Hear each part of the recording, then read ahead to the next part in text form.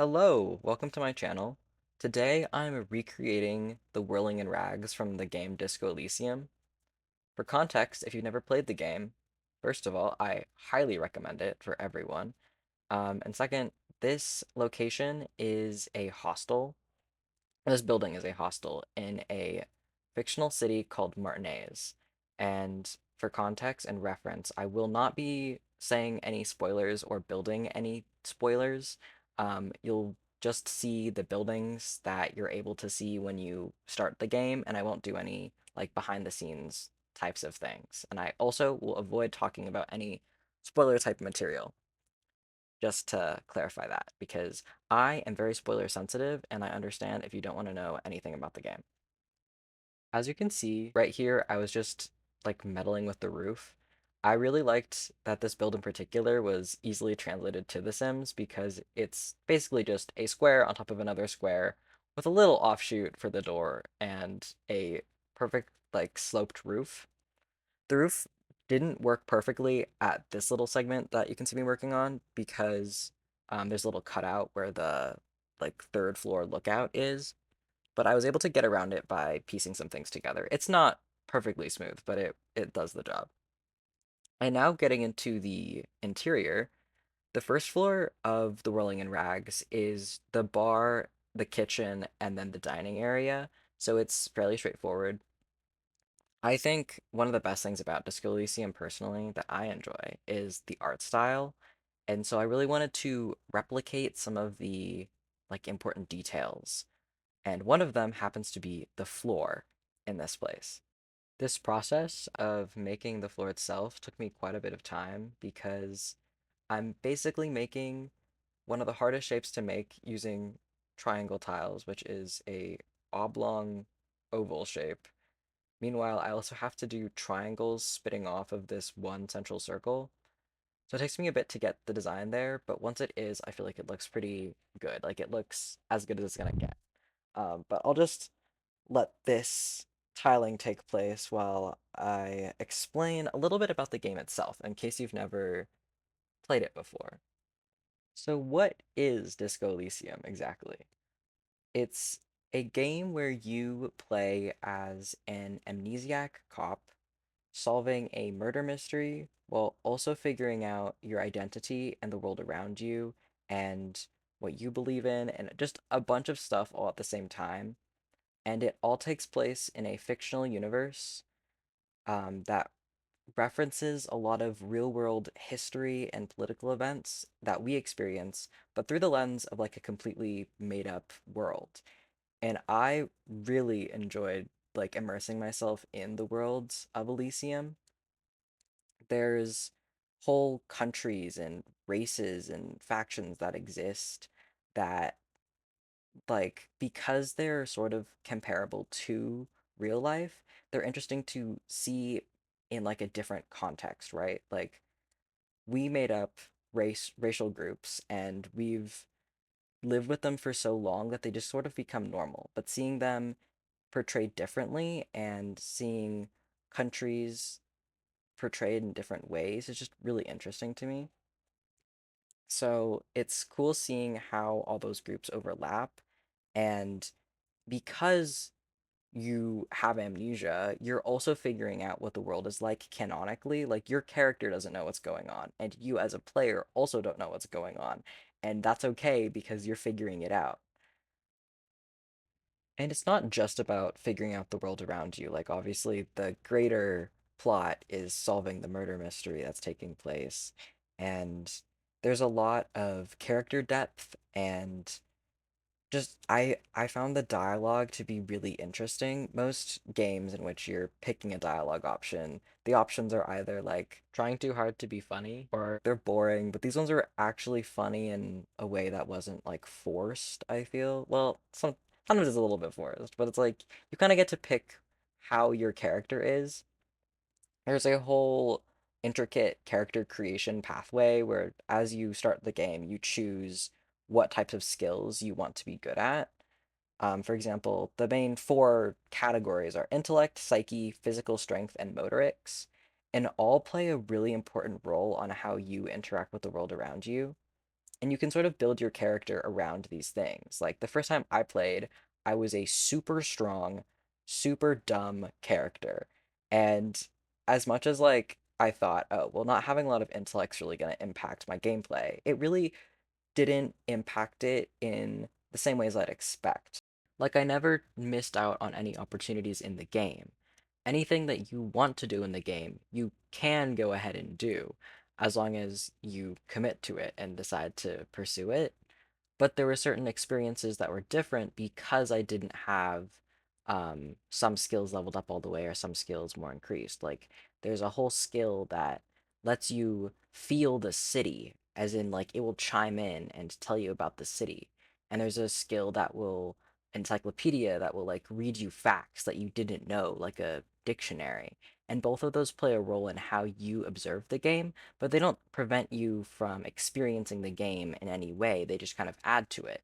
Um, in the same way that like a skill that helps convince other people would impact your gameplay, but not prevent you from playing, I guess. And that's what I liked about the versatility.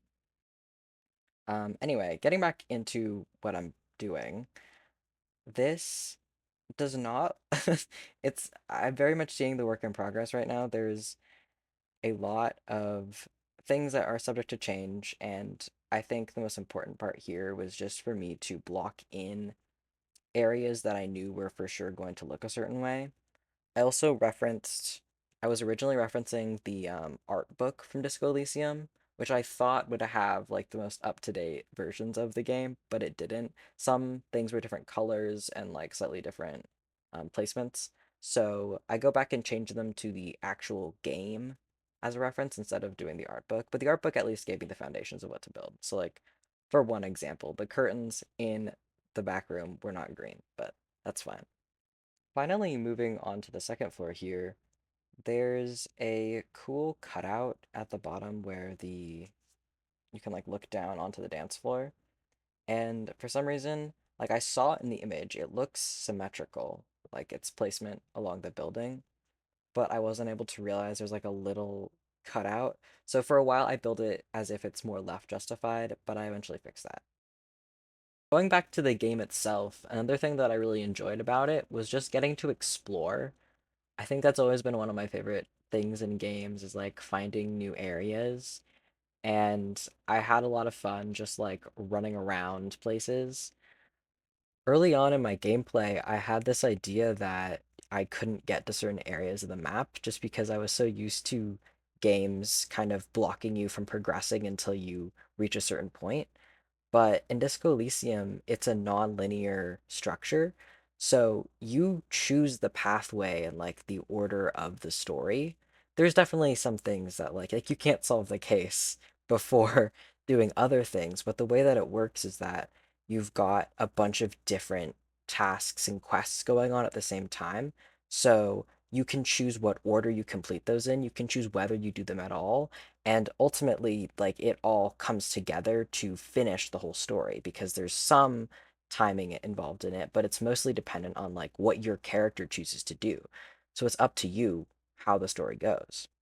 Getting back into the build itself, I found one of the challenges in building it to be that Disco Elysium uses an isometric perspective. So, like in my references, you can't see the other sides of the walls. So a lot of that was just me improvising, like what could go there.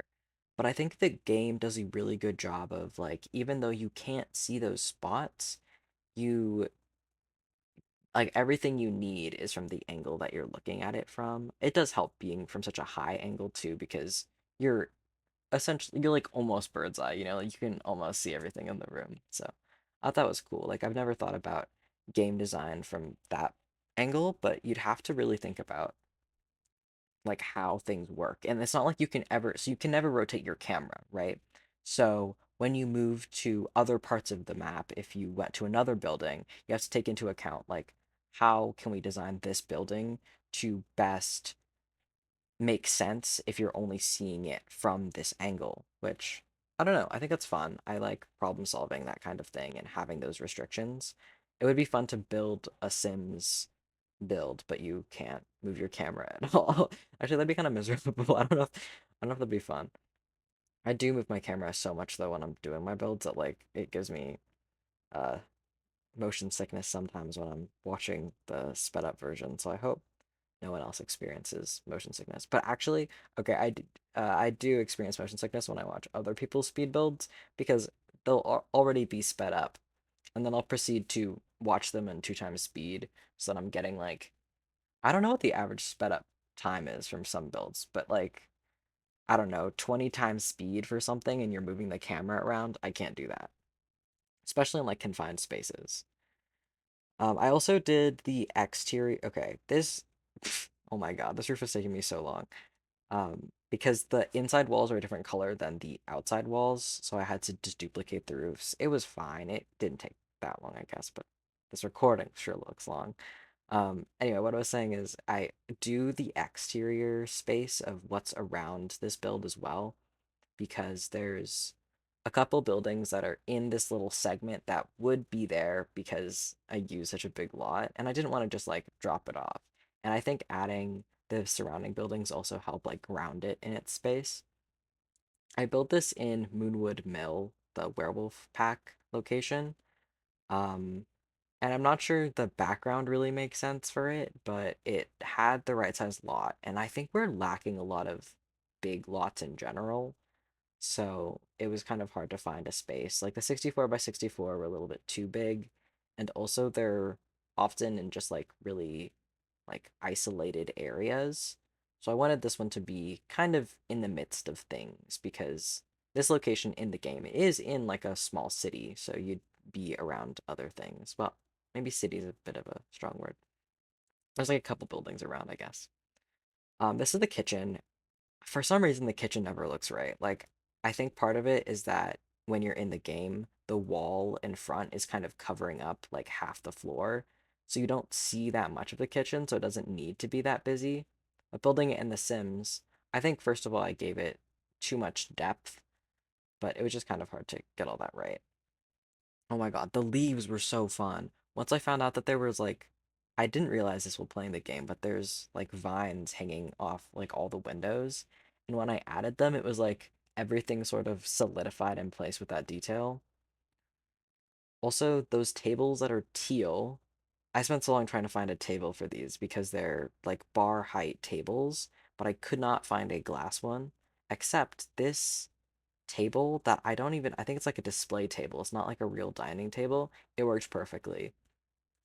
So I finally got to replace the ugly teal color ones. I guess they're teal in the game, but it's teal because it's like a glass that's tinted. And here I am finally doing the stage. I really wanted to incorporate those pallets because the stage is essentially like cardboard on top of pallets. But I learned you can't elevate carpets.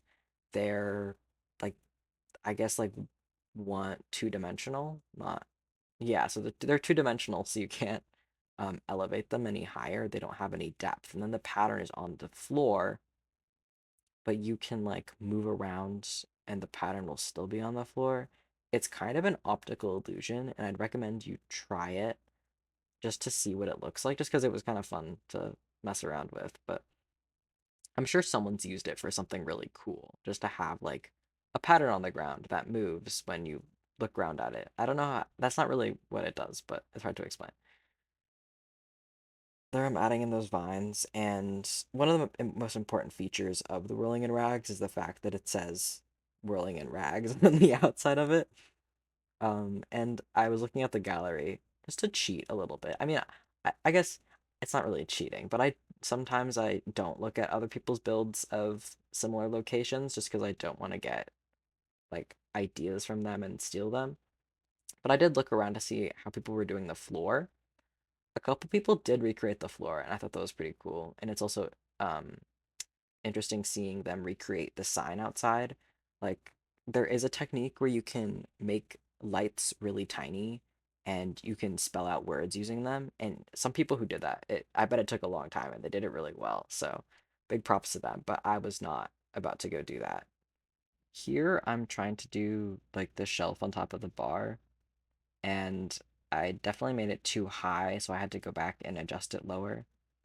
But I think it was really fun seeing the types of like odd furniture or like things that the game incorporated into the space because like as you're playing the game, you're not like trying to like overanalyze every single object in the game, but when you're building it, it's like I was looking back and forth between my references so often that you just kind of you realize certain features that you wouldn't like think to add in like a real build or like for example like a Sims build I wouldn't think to add all the details they added, but seeing them there it's like, oh yeah, if you're making a game with things that you don't always need to interact with, sure you can put a shelf really high up with plants on it hanging from a bar. I think it was just interesting seeing Disco Elysium and the world it's in have so many like features I could see being added into a 2D piece of art that may not be practical or things that we use in real life, but that look visually appealing, and have that incorporated into a 3D space that you actively interact with.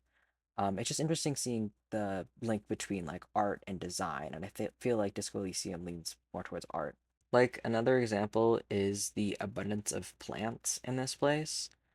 Rarely do you ever go to like a hotel that's got like many real plants inside of it, but I think a lot of people, including myself, love just putting plants everywhere when we build fictional spaces. Like in The Sims, I just love putting plants everywhere, even though they aren't practical to take care of a lot of the times in real life. Like they die or they need a lot of water and they take a lot of time to care for. To have like a building with hotel rooms that people stay in that have plants in them, that's a fun thing that only you could really do in a video game or a really committed cleaning staff for a actual hotel. We're finally getting into more detailed furnishing in the rooms. This is one of the rooms in the hostel, and it's got a lot of character. Like each of these rooms feels very unique. Some of them have some similar wallpaper, but for the most part, like the layouts are different and the styles of the rooms are different. There's also only three rooms in the whole hostel, which I thought was interesting. Like it feels less like a hostel and more like a bar that happens to have a few rooms that you can rent. Maybe that is a hostel. I don't know. I've only been to a hostel a couple times, and they had like, it was just like a room with a bunch of bunk beds that you share with other people. So yeah, this feels more like a hotel now that I think about it, but I guess it's called a hostel. I don't know. I'll have to look into like what a hostel is technically. This room even has a loft upstairs, and you get access, like private access to the balcony. I also thought it was cool how there was like wall decoration here, like photos on the wall, which I can't imagine a hotel ever having. Or, well, I mean, even a hostel. Like the best thing I saw in a hostel was like engravements in the wooden frames of the bed, not like photo cards of your friends hanging on the wall. That would be like a whole nother thing. But I liked doing this room and the lighting was fun. I think something I've been thinking about, and I've seen people do it in Minecraft, and it's making lighting look more real by changing the colors of the things around it. So, for example, in Minecraft, if you added a light source, it would be making the blocks around the light source lighter and then get darker as they go farther away from the light source. Which is interesting because, like, obviously in the game, you have a light source that's casting those shadows, but it's also fun to emphasize what they look like. So I was thinking about doing that for here, but it doesn't translate on The Sims because your walls can like your walls go all the way up. The wallpaper does. So like it would just be like making lines of colors, not just blocks where you can kind of change where the light source is. This is the second room. And one thing that bothers me a lot about The Sims is that their twin beds aren't accurate sizes. They're very long and narrow, and in real life, twin beds are not that long and narrow. They're like, I think they're about 6 feet or 6.5 feet by 3 feet, which isn't near as skinny as they make them in The Sims, and so they often just look incorrect when used for like recreating real spaces, which I use The Sims for a lot. I recently used it to redo the layout of my real life room just because I was feeling a bit sick of it. And I wanted to see like what are some possibilities. And I think The Sims is really fun for just messing around and recreating real spaces. And one of the things that I noticed is, of course, the beds aren't often accurate. And same with the doors, like it's hard to say what exactly a square in the Sims grid is equal to in real life. I think they're around 2.5 feet, which is annoying because if you have a space that's like rounded to the complete foot, you're not going to be able to figure that out. Because, like in real life, doors are often a little more than 3 feet wide, or maybe they're just 3 feet wide. They're like 30 inches to 40 inches. Don't count me on that. I Google that so much, I should know it by now, but I never remember it. Anyway, this is the final room. And there's still some details missing on the other rooms that I'll go back and add later. Again, I was just kind of all over the place. I wanted to just like see the vision before I go and refine it because sometimes it's like you need the motivation to continue by seeing the full picture, you know? Or more accurately, it's that I easily get bored of one room and want to just move on to doing something else. I tried to edit out the back and forth. Like I did the hallway last, but well, I don't actually. I shouldn't tell you what I did last because my whole point was while I was editing, I was like, no, I shouldn't tell anyone because no one will know that the plants are there until after I tell them. And yeah, now you're gonna notice there's plants and pictures in the hallway that I haven't shown you me editing. I haven't shown you me editing them yet. That doesn't seem right, but that's okay. This room is kind of odd because it doesn't have a bed. It's like a pull-out sofa, and I've never seen that in like a hotel type room. But again, this is a hostel. Maybe I've just been in bad hostels where it's just a row of bunk beds. We'll have to figure that out later. I'll definitely do a deep dive in hostels after this. I'm adding some grunge to these rooms because, they need a little bit of lived-in feel, and this space just felt so like open. I think eventually I realized there's another carpet in that side, so that helps. But it still looks like there's a lot of open space in that one because it feels just like a living room, while the other ones are more like bedrooms. I guess that one has a desk. They both have a desk. The other one doesn't have a desk. I don't know. Something was going awry when they were furnishing these. And a very important detail that I was glad to have realized is there's like these stone archways that stick up. You can see them in the lower floor, and it's cool that they translated that upwards. So these arches stick out into the room, and so I wanted to incorporate them because they make the room feel more full. I also changed up the lighting. I know the lighting in the reference photo actually looks kind of cool toned, but I love my warm toned lighting, so went a bit inaccurate for that portion. I think, no, there's still a couple minutes left before we get to the final bit, but I feel like I don't know what else I'm going to finish in this. I thought I did more with the downstairs, but I guess I finished it? Yeah, I guess I did all the details on it. Anyway, this is the hallway area. I was sad because, yes, there are tables that kind of go over those curves, but there was like no way for me to figure out how to do those accurately and not have them just be tables placed over each other, overlapping in like a bad way. So yeah, I'm just finishing up some details here. There's like a couple more paintings in this hallway.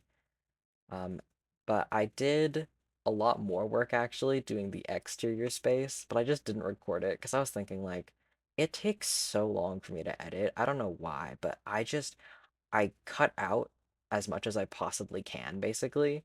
So you'll see like that's a jump cut right there, right? Just because I didn't want the like 2 seconds of footage of me pausing for a second or me scrolling endlessly through the catalog. But I think it makes a better recording, and I'd rather make my video in the 20-minute mark, not have it be 30 minutes and 5 minutes is just me staring at something, figuring out what to do next. I wonder what other YouTubers do. I don't know. It's so interesting. I think they probably just speed up their footage more. I had this annoying glitch where my footage couldn't get sped up 8 times speed. It could be 7 times speed, but not eight. Once it got to eight, it would just become really glitchy for some reason. And I couldn't figure out what was wrong with it. I think it was my OBS recording. Anyway, we're about to get to the end, so I'll jump in and show you the actual thing. All right, getting into the final completed build here. Just as you can see, I made a nice little guy to give us the little rundown that we have here. Don't mind him, I spent like 5 minutes working on it. Um, Here we have like a full 360. As you can see, the back is a little like trashy looking. I just didn't really care about making that part accurate because there is no reference for that side. Also got a fun little friend cooking some grill up there. I know there's not a grill in the game, but it doesn't matter. Now let's move into the actual location. As you can see, the bar has a nice green lighting. I really like that part. I think it's like early day, mid morning kind of in the current sim world, so it's a bit bright for like the bar vibe. But here's the kitchen. I was able to fill up the walls that you can't really see with some extra clutter just to keep it more interesting. And the little pipes at the top kind of help with that. There's the next dining section. And moving up, we have, of course, the rooms where you can stay. This room has the balcony area and the loft bedroom. I guess it's not really a loft, really, because it has like a nice staircase, but there's the twin bedroom and the grungy ass looking bathroom. I love that part. In this room, I added some stains, of course, just for extra grunge, to keep it real. And that's about it. The things that I added to the outside were some like frost, which stays accurate with how the game appears. And I think it looks a little bit better in the evening, so I'll jump into build mode to show you that. And here we have the Whirling in Rags in its full glory at my favorite time of day, the evening. And without further ado, I will sign off here. So thank you so much for watching. I hope you all have a great rest of your day, and I'll see you all in the next one.